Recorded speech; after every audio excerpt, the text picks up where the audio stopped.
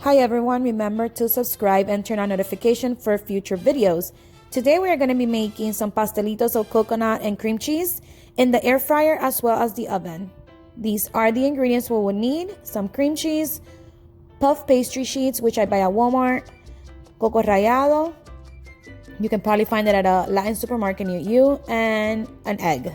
The first thing I do is open the first sheet. There comes two in a box, and I kind of roll it with a rolling pin on every which way.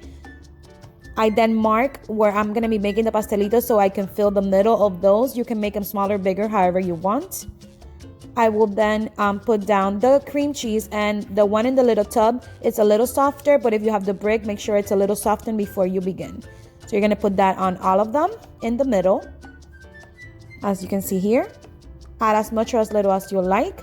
And then I am going to add my coconut. Again, you add as much or as little, and you can use other fruits as well, preserves or guava or whatever.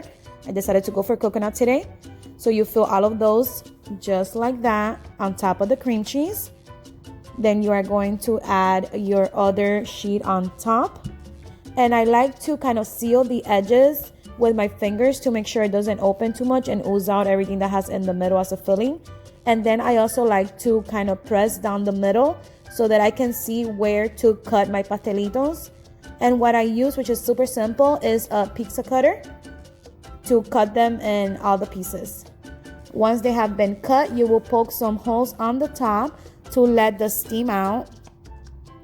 And after you have done this, you're gonna go right ahead and mix your egg to do the egg wash. You can also do a simple syrup.